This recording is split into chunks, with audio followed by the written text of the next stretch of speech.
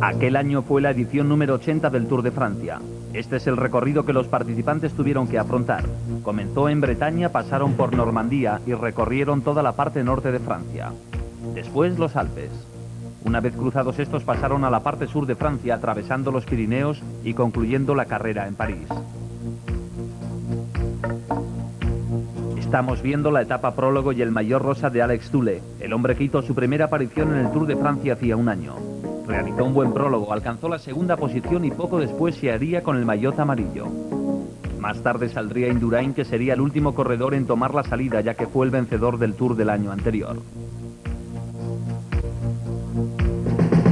Sorensen, que hasta entonces registraba el mejor tiempo, había sido batido por Zülle con 8 minutos 20 segundos y 33 centésimas. Otro de los favoritos, Eric Breuking, con el maillot rosa del equipo 11. La 11 cambia el color del maillot en el Tour de Francia. En todas las carreras corren con maillot amarillo, pero en esta podría confundirse con el maillot de líder. Tony Rominger, segundo mejor tiempo en la llegada. Una gran carrera la de Rominger, que fue allí con un solo objetivo y tuvo un comienzo exitoso. Claudio Chiappucci, el Diablo, ya estaba en ruta. Breuking, el anterior ganador de la etapa prólogo, no lo consiguió aquel año, quedando en 9ª posición.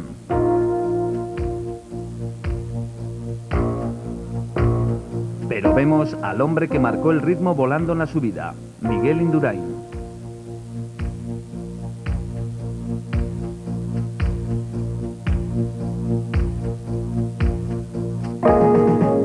Indurain no dejaba lugar a sorpresas y aquel año iba a hacer lo mismo que en San Sebastián con Alex Zülle, al que ya batió. Llegó a la meta con un tiempo de 8 minutos y 12 segundos. Indurain comenzó otra vez el Tour de Francia con el maillot amarillo de líder.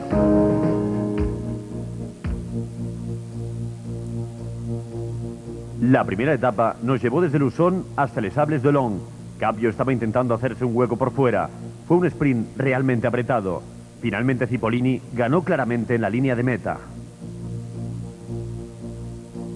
La segunda etapa, que llevó a los corredores por la costa oeste de Francia, partió de Les Sables-d'Olonne y llegó a Vannes. Buño llevaba su maillot de campeón del mundo.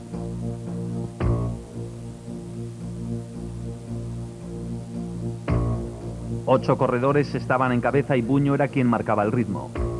Abdujaparov junto a Nelissen intentaban conseguir la victoria de etapa. Nelissen fue quien inteligentemente supo atacar al final y ganar la etapa. 5 horas y 40 minutos habían estado los corredores montados sobre la bicicleta. Nelissen era el nuevo líder del Tour. Indurain estaba a 17 segundos. En la tercera etapa del Tour, de 189 kilómetros y medio, los corredores llegaron a la localidad de Dinard, en la costa bretona. En los últimos instantes de la etapa se produjo una batalla entre los corredores más rápidos del mundo. Abdujaparov cogió la cabeza de carrera por la parte externa. Entró en la línea de meta en primer lugar. La cuarta etapa era una contrarreloj por equipos. Tony Rominger era tal vez el que partía con mayor desventaja. El Motorola puso el listón muy alto, 1 hora 34 minutos y 36 segundos.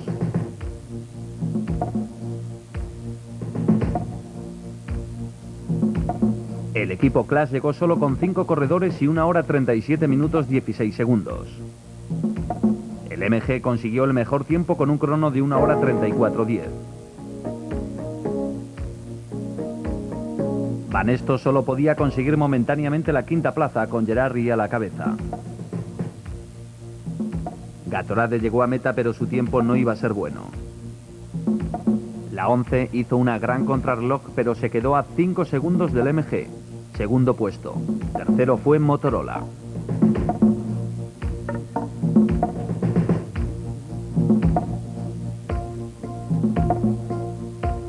Así quedó la clasificación de la etapa, con el GBMG en primera posición. La siguiente etapa llevaría a los corredores a Évreux. De repente Jesper Esquivi saltó del pelotón, cosa poco usual en él. Consiguió abrir hueco respecto al grupo que le perseguía, y aunque intentaron darle alcance, Esquivi consiguió la victoria de etapa.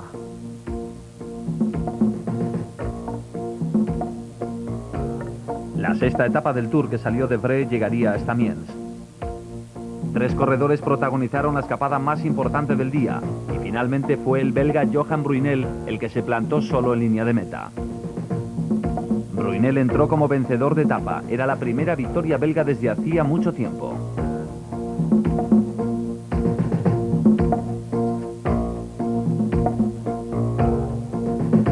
Séptima etapa de casi 200 kilómetros entre las localidades de Perón y Chalon-sur-Mer. En el sprint se produjo un aparatoso accidente. Un ciclista chocó contra una moto y cayó al suelo, lo cual dejó un sprint muy apretado entre Rix, Musiu y Siandri. Rix sprinta con muchísima fuerza y consigue ganar la etapa seguido de Siandri y Musiu, quien no se esforzó al máximo. La octava etapa del Tour unía Chalons y Verdun. Este es el nuevo líder, Johan Musiu. La etapa constaba de 184 kilómetros. La escapada más importante tenía Massimo Girotto al frente del grupo. Era un grupo serio y la escapada podía cuajar. En el sprint, Armstrong salió de atrás y consiguió la victoria. Fue su primera victoria de etapa en el Tour. En la general, Musiu mantenía la diferencia sobre Mejía. Llegábamos a la primera gran prueba de aquel Tour de Francia, una contrarreloj de 59 kilómetros. Tony Rominger se encontraba en el puesto número 78 de la general. Miguel Indurain continuaba volando sobre su bicicleta. Un Miguel Indurain que tenía que subir puestos en la clasificación, ya que de momento no se encontraba entre los 10 primeros clasificados.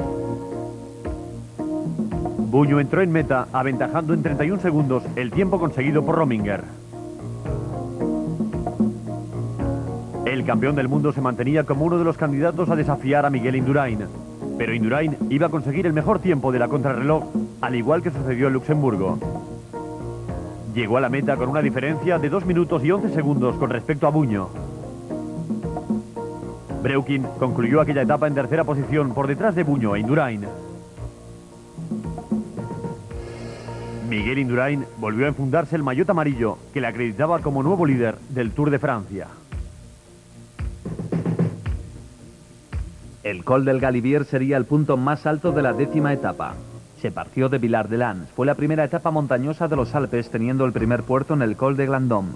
La situación se reorganizó en la subida al Col de Telegraph a una altura de 1526 metros. Claveyrolat coronó en primer lugar. Los corredores en la bajada se habituallaron antes de afrontar la subida al último puerto, el Col del Galibier. Pedro Delgado estaba al frente de los elegidos, detrás de él Miguel Indurain, que pronto cogió la cabeza.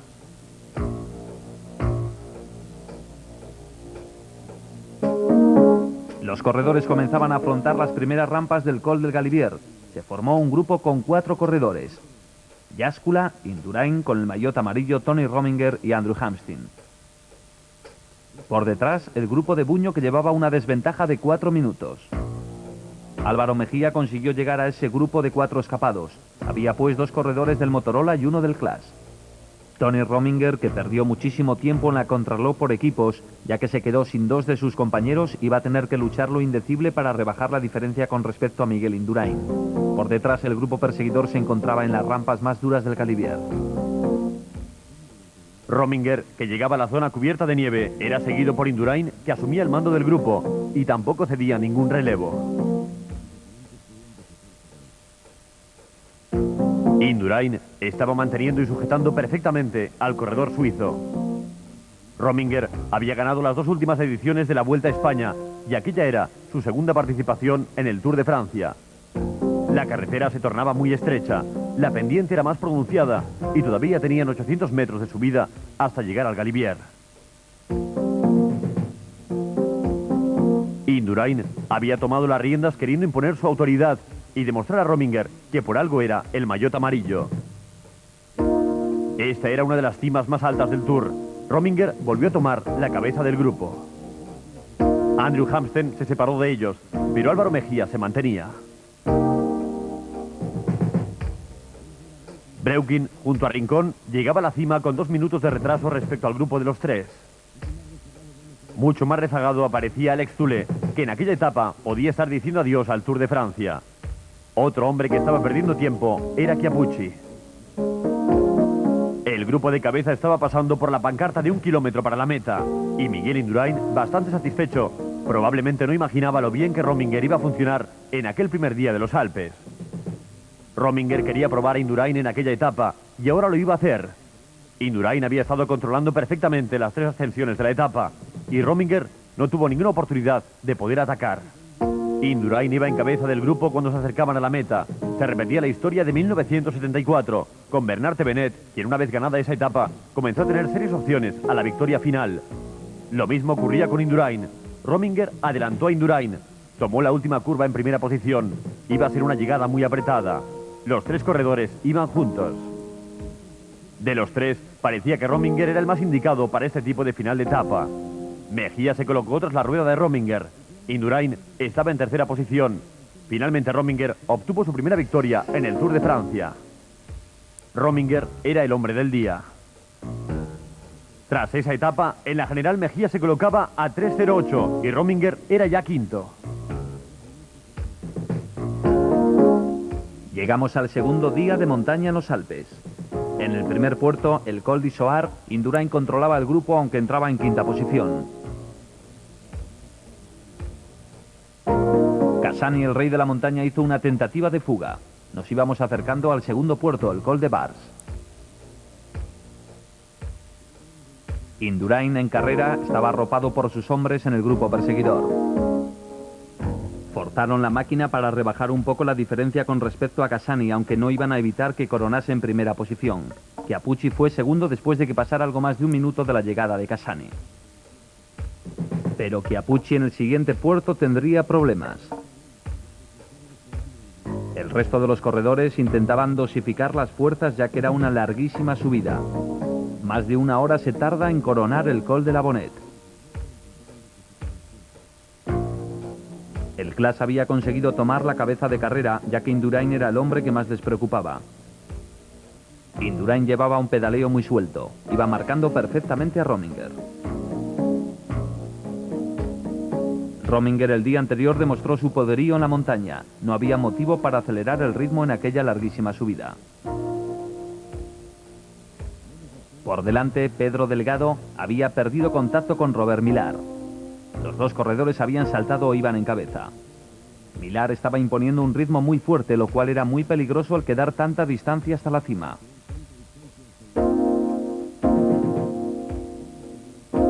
Robert Millar corría en solitario y su diferencia era ya de 45 segundos. Delgado estaba siendo absorbido por el grupo de elegidos. Su misión ahora sería ayudar a su jefe de filas, Miguel Indurain. Yáscula, Mejía y Rominger estaban en ese grupo. Andrew Hamstin también. Una vez que llegaran a la cima tendrían que hacer un descenso vertiginoso hasta que alcanzasen el último puerto. Robert Millar progresaba hacia la Bonette. Llevaba un buen ritmo a pesar de las durísimas rampas.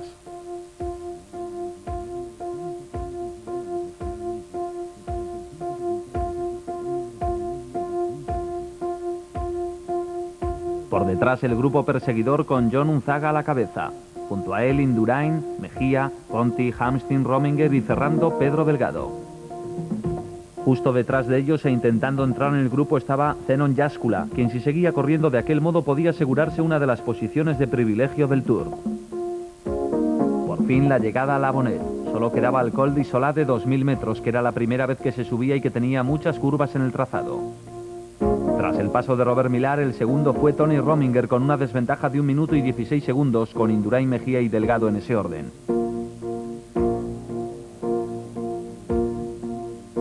Miguel Indurain había conseguido que el grupo se reagrupara, lo cual le beneficiaba.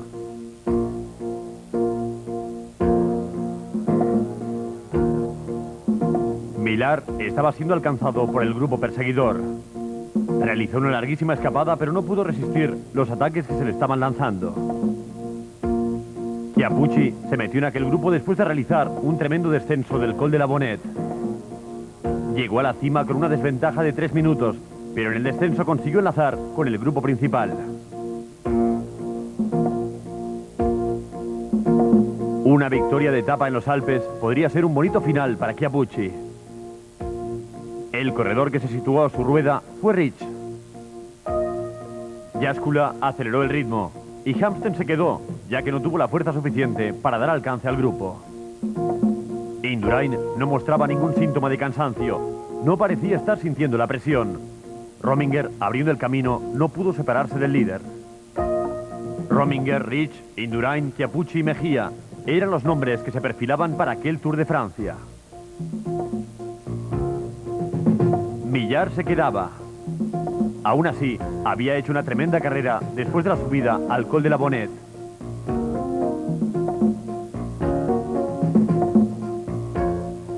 Faltaban 4 kilómetros para llegar a la cima. Miguel Indurain se puso en cabeza del grupo y Rominger le seguía muy de cerca. Sorprendentemente, Millar superó al grupo y se escapaba. Fue un resurgimiento sorprendente el del corredor escocés. El corredor que hizo una magnífica escalada al Col de la Bonnet había sido alcanzado por el grupo. Indurain no respondió al ataque y prefirió que otro corredor lo hiciese. Rominger seguía segundo y Jaskula cerraba el grupo.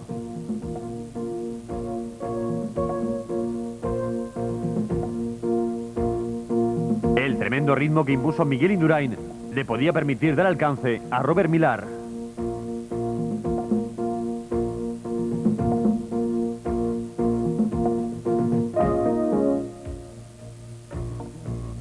Estaba claro que las posiciones de privilegio iban a salir de aquel grupo de élite. Quedaban 2 kilómetros para la línea de meta. Jaskula seguía metiéndose en el grupo. Indurain sentado sobre su sillín, pedaleando increíblemente. Millar miró al corredor que cerraba el grupo para intentar ponerse a su rueda y no perder comba.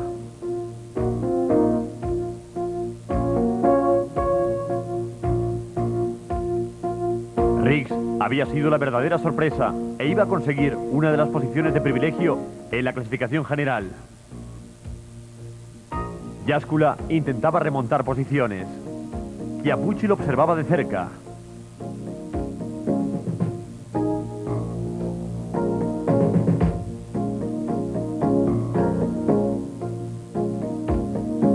Faltaba 1 kilómetro para la línea de meta.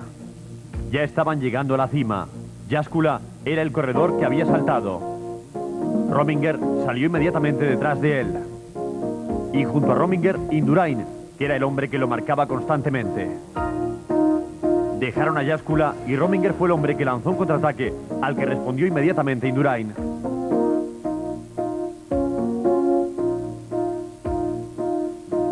Indurain había cogido la rueda de Rominger.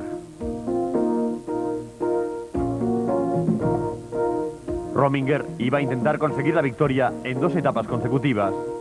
El que había participado en el Tour en 2 ocasiones se había convertido en un gran corredor y en una amenaza para Indurain.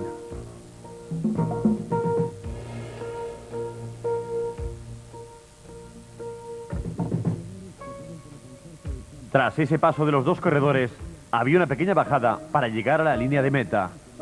Pero no era un descenso. Indurain intentaba meterse por el interior de Rominger. Faltaban 100 metros cuando fue Indurain el que cogió la ventaja. Parecía que iba a ganar, pero sorprendentemente se paró y Rominger consiguió la victoria de etapa. Fue como si se hubiera dejado ganar. Chiappucci entró en tercer lugar.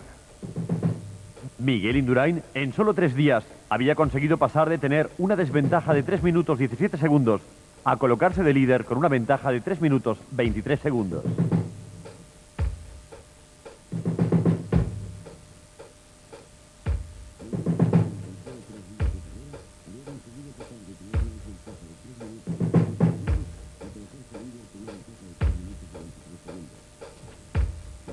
Estamos en la 12ª etapa. Los corredores estaban agrupados en aquellos primeros kilómetros.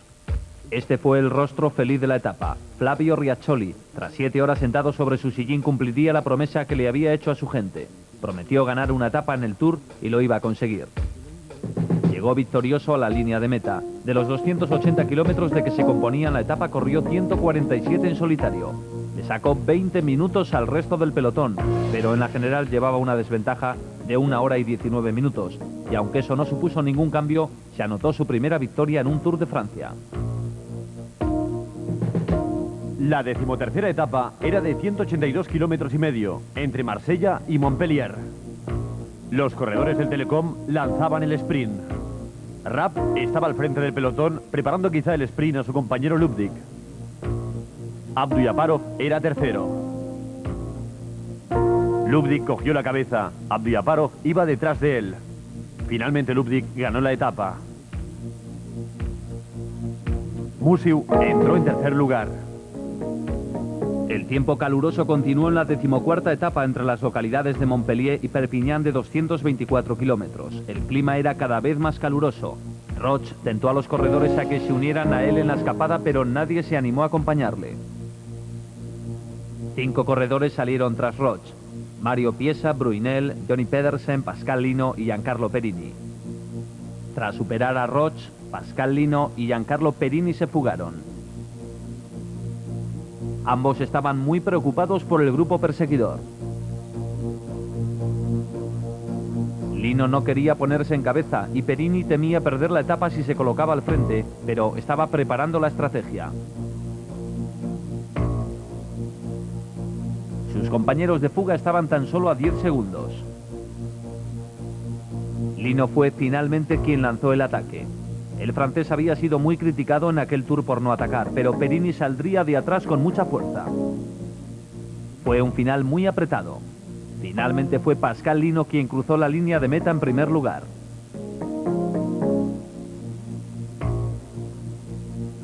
No hubo ninguna variación en la clasificación general.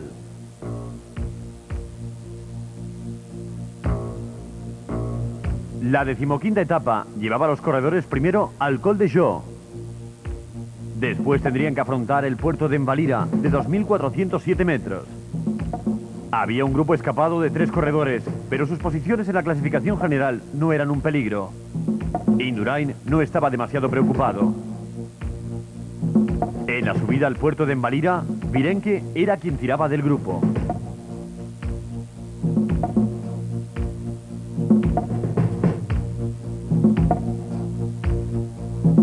Llevaban 7 minutos de ventaja sobre el grupo de Indurain. Eric Boyer estaba entre el grupo de cabeza y el grupo perseguidor. Aquel pequeño hombre iba en solitario y tenía una desventaja de más de 6 minutos respecto al grupo de cabeza. Jean-François Bernard, a quien no se le había visto mucho, estaba haciendo su trabajo para Indurain. Indurain ocupaba una posición cómoda, esperando la última subida que llegaría al entrar en Andorra. La diferencia con el grupo de cabeza se mantenía.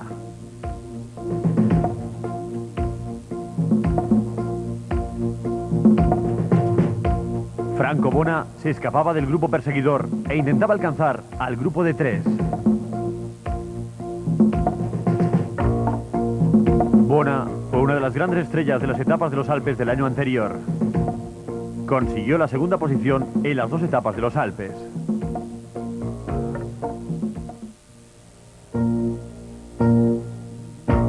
Sorprendentemente, la niebla no fue la protagonista en el Alto de Envalira. Abelardo Rondón, del equipo Gatorade, iba en 5º lugar. Perseguía Sierra, Rincón, Virenque y Bona. Llevaba una desventaja de 3 minutos respecto al grupo de cabeza. Asistíamos a la última ascensión de la etapa. El pelotón era encabezado por Indurain, seguido de cerca por Rominger y Jáscula. Faltaban 10 kilómetros para la línea de meta. Rie, en aquel primer día de los Pirineos, le estaba haciendo una gran labor a Indurain. Rincón dejó atrás en aquella última subida tanto a Virenque como a Sierra.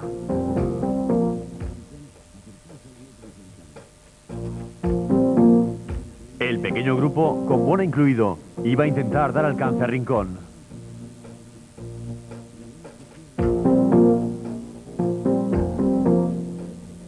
Sierra estaba pasando apuros y se estaba quedando descolgado. Bona, mientras tanto, se fue en busca de la rueda de Oliveiro Rincón. El gran grupo se fue estirando.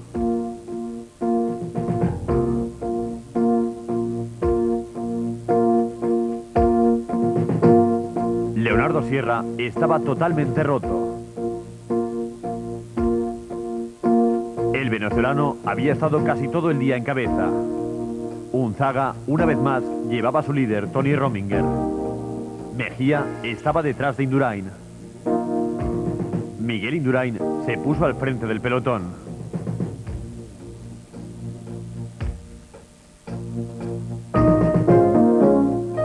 A falta de 4 kilómetros para la llegada, Indurain una vez más hizo un gran esfuerzo. Miguel Indurain, que salió aquella mañana con una diferencia de 3 minutos y 23 segundos sobre Mejía y 4 minutos 45 sobre Yáscula, seguía manteniendo esa diferencia. La alegría del día se la llevaron los sudamericanos y en concreto Colombia. Rincón, al igual que Sierra y Birenque, había tenido un día extraordinario. Rincón fue alcanzado por el grupo que lideraba Rominger. Indurain se colocó tras Tony Rominger y Mejía tras Indurain. Los tres fueron en busca de Rincón.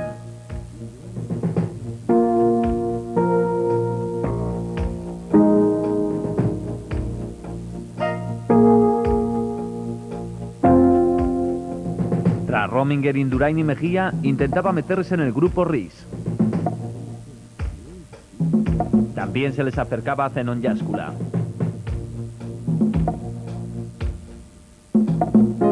Rominger llevaba una venda en la rodilla izquierda tras la caída sufrida en una de las etapas llanas. Pero aunque no perdió tiempo, no parecía tener la misma fuerza que en los Alpes y solicitó un poco de ayuda a Indurain.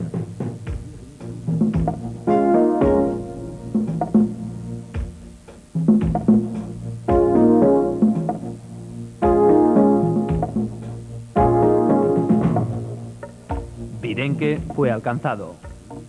Por delante solo estaba Franco Bona y Oliverio Rincón, que había recorrido 185 kilómetros escapado. Rincón estaba a 1 kilómetro para la llegada. A pesar de la diferencia de 6 minutos que hubo entre el pelotón y el grupo de cabeza, el fuerte ritmo impuesto por estos corredores hizo que pudieran alcanzarle.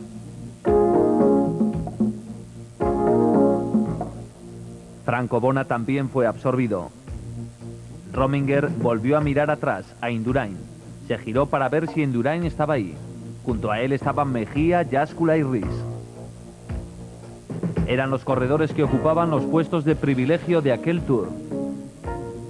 Aunque el puesto de privilegio de aquella etapa estaba reservado para Oliverio Rincón, quien gracias a esa victoria se podría colocar entre los 10 primeros en la general, aunque lo más importante para él era la victoria.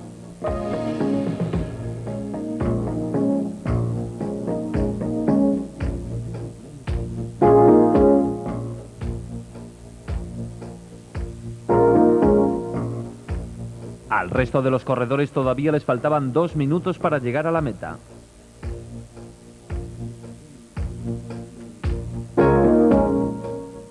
Rincón había aumentado la diferencia. El grupo estaba llegando a la línea de meta. Junto a Indurain corría Chiappucci, quien había conseguido enlazar con ese grupo. Rominger saltó e Indurain rápidamente salió tras él, seguido por Mejía. Indurain no hizo ningún tipo de concesiones a su más directo rival.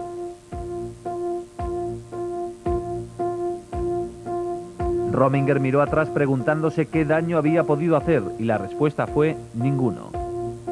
Rys enlazó con el grupo, también Yáscula.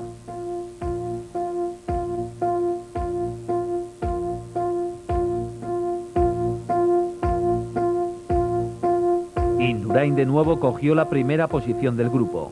Era una lucha auténtica por conseguir el segundo puesto de la etapa. Los corredores tomaron la última curva, que era la de mayor pendiente y la que les iba a llevar a la línea de meta. Rys saltó con toda la fuerza que le quedaba y detrás de él Tony Rominger. Nadie esperaba que un hombre como Rys estuviese luchando tanto. Rominger volvió a coger la cabeza y entró en segunda posición. Hizo una magnífica etapa. Tras él entraron Rys, Yáscula, Indurain y Mejía.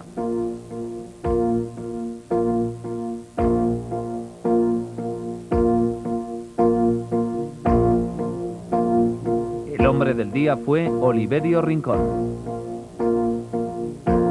La general no sufrió cambios en las primeras posiciones. Indurain seguía en cabeza, seguido de Mejía a 3:23.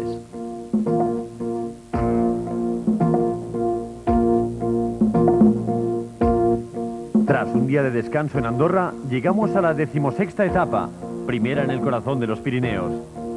Llegamos a la cima del primero de los puertos. Rominger sería el primero en el Col de Portillon. Chiappucci, que realizó un magnífico ataque, se llevó consigo a Massimo Girotto. que había ganado un par de etapas en el Tour de Francia. El grupo perseguidor estaba encabezado por Robert Millar. Claudio Chiappucci y Massimo Girotto seguían al frente. Llegábamos a Saint-Lars-Suln, un bonito pueblo francés situado junto a la frontera con España. La subida al puerto se producía por la parte trasera del pueblo y literalmente es una subida que no lleva a ningún sitio. Chiappucci y Girotto se rindieron al grupo principal que iba justo detrás de ellos. La última ascensión era a la Plan. De repente, Rominger lanzó el ataque y a su rueda salió Miguel Indurain, que apretó los dientes, ya que Rominger era el único corredor que le preocupaba.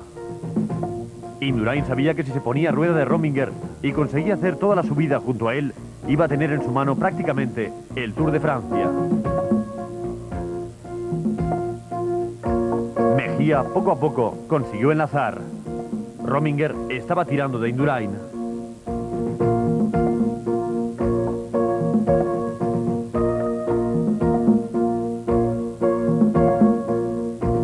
Indurain parecía tranquilo.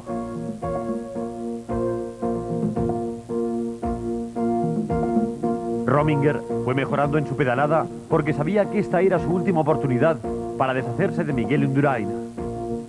Y aunque al día siguiente les esperaba el Tourmalet, este estaba al principio de la etapa. Al grupo de cabeza le quedaban 4 kilómetros para llegar a la línea de meta. Poco tiempo le quedaba a Rominger para deshacerse de Jáscula e intentar atacar a Indurain. Indurain comenzaba a dar muestras de cansancio. 1 kilómetro para el final. Rominger, Indurain y Jáscula habían estado todo el tiempo juntos en las montañas. Indurain no dio ningún relevo y lo único que había hecho era situarse a rueda de Rominger. Jáscula había estado esperando. Saltó y pilló a Rominger por sorpresa. Rominger no pudo cazarle y así consiguió la victoria de etapa. Indurain perdió 3 segundos. En la clasificación general, Indurain se mantenía fuerte en el primer puesto. Jáscula y Rominger se acercaban a Mejía.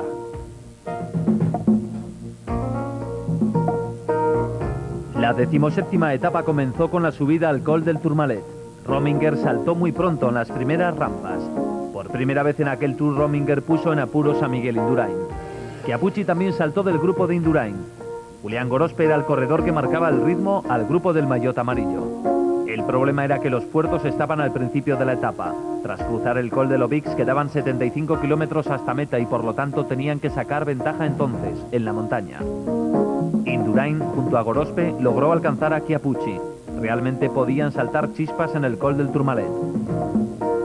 Jáscula estaba preparado para intentar protegerse de cualquier ataque de Rominger, ya que en la clasificación general Jáscula iba por delante de él. Los dos coronaron juntos el Tourmalet.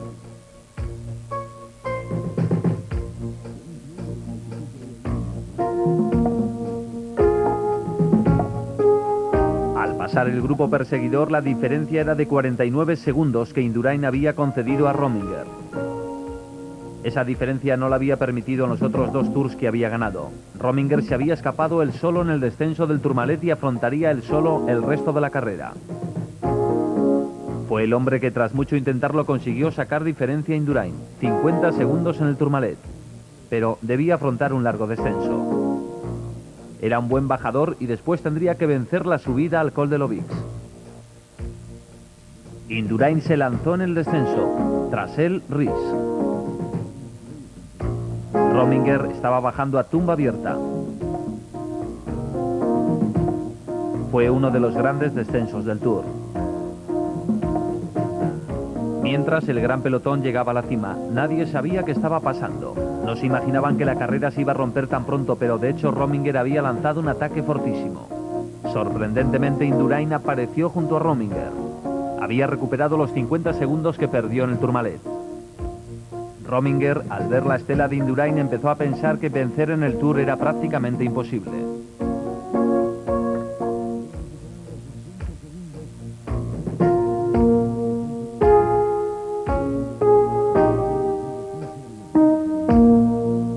El pelotón se reagrupó en el descenso tras ellos.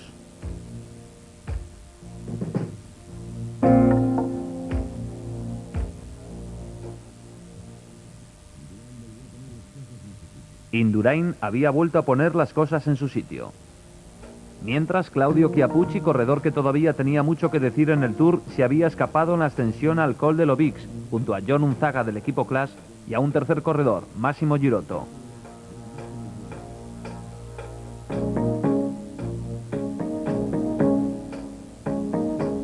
Este era el segundo grupo, con Miguel Indurain. También estaba Tony Rominger. Chiappucci estaba en el ascenso al Col de l'Obix. Aquí fue donde Roche obtuvo su primera victoria.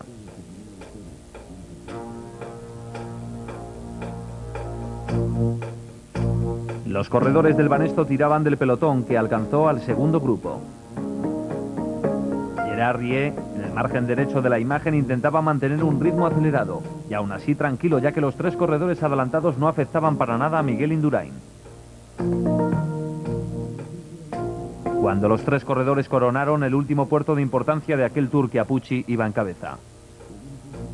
El grupo principal estaba totalmente reorganizado. Los corredores que optaban al podio en París estaban juntos: Mejía, Yáscula, Rominger y Miguel Indurain. La cima de l'Obix estaba totalmente cubierta por la niebla. Miguel Indurain había permitido a Chiappucci que se fuera con una diferencia de 5 minutos y 20 segundos. Un hueco que en años anteriores no se le hubiera permitido a Chiappucci. No faltaba mucho para llegar a la meta en la ciudad de Pau, que alejaría a los corredores de los Pirineos.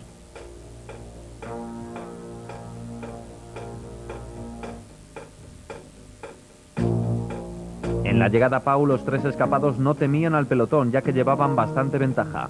La llegada podía disputarse al sprint. John Unzaga estaba en ese grupo de tres. El equipo Ariostea por detrás estaba imponiendo el ritmo, ya que Chiappucci podía hacer peligrar el quinto puesto de Ries, e intentaban llegar a mantener una distancia razonable con los tres escapados y procuraban darles alcance. Chiappucci, Unzaga y Girotto solo pensaban en la victoria de etapa. Tras cruzar la pancarta del último kilómetro, tendrían que rodear la plaza de la ciudad de Pau. Unzaga había hecho mucho en aquel Tour por su jefe de filas, Tony Rominger. Ahora le tocaba a él. Los corredores del Ariostea intentaban aproximarse al grupo de tres. Chiappucci se situó al final del grupo. Estaba esperando. Unzaga tomó la primera posición. Unzaga era el único de los tres corredores que todavía no había ganado ninguna etapa en el Tour de Francia, mientras que los otros dos habían ganado 2 cada uno.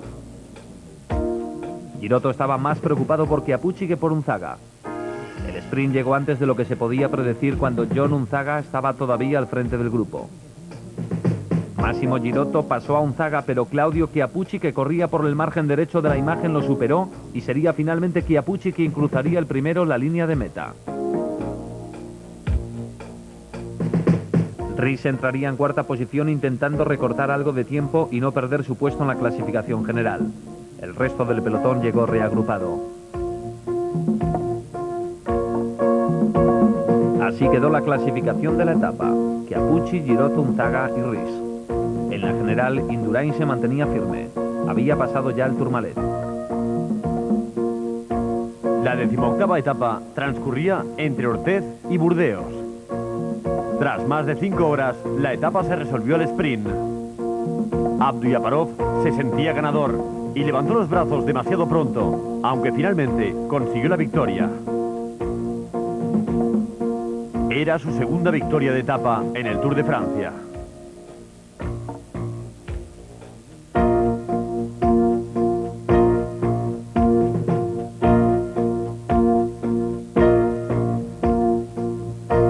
Llegamos a la última contrarreloj del Tour.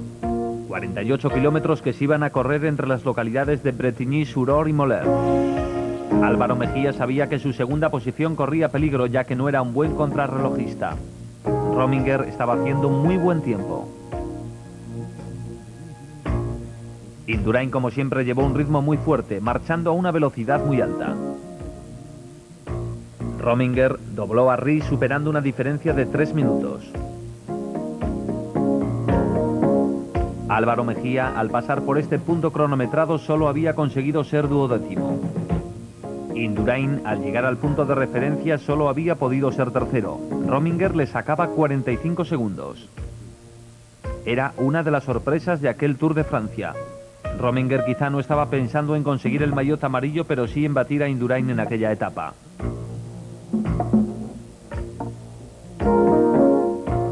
Yáscula se había metido en el grupo de los grandes y era una de las sorpresas del Tour.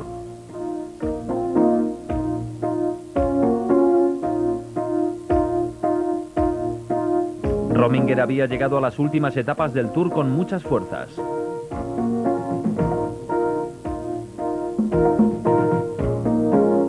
Faltaban 10 kilómetros para que Yáscula llegara a la línea de meta. Podía conseguir un puesto en el podio. Pero Rominger sufrió un pinchazo. No perdió mucho tiempo y rápidamente volvió al ritmo que estaba llevando. Aún así había sido un pinchazo que llegó en mal momento. Los puntos cronometrados indicaban que Rominger le estaba sacando tiempo a Indurain. Cuando Indurain pasó a 10 kilómetros de meta, parecía que estaba siendo batido por Rominger. Rominger machacó el tiempo que había marcado Brunel. El tiempo de Rominger fue de 57 minutos y 2 segundos. Yáscula llegó con un tiempo de 58 minutos y 50 segundos a línea de meta, la segunda posición. Al final de aquella etapa, Indurain dobló a Mejía, lo cual quería decir que ya le había sacado 3 minutos de ventaja. Mejía seguramente había perdido esa segunda posición en la clasificación general. El corredor del Motorola iba detrás de Indurain, quien en aquella ocasión no sería el ganador.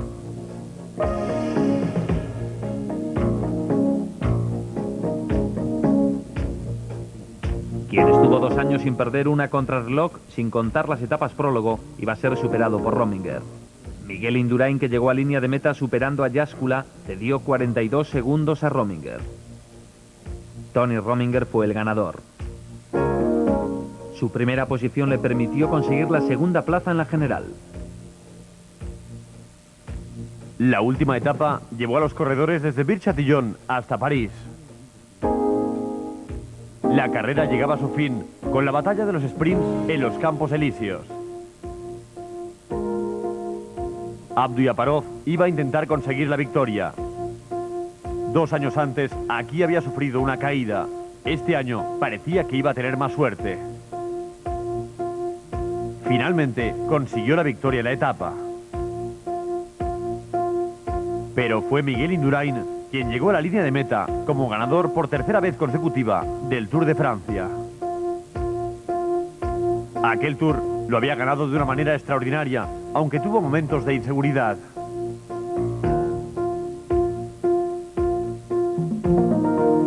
De nuevo en los Campos Elíseos, Indurain, con el maillot amarillo, fue ganador del Tour. Y mientras Miguel Indurain conseguía su tercer Tour consecutivo, Stephen Roche decía adiós a la ronda francesa. En la clasificación general, Indurain acabó con casi 5 minutos de ventaja sobre Rominger. Tercero fue Yáscula, Mejía cuarto y Ries acabó en quinto lugar.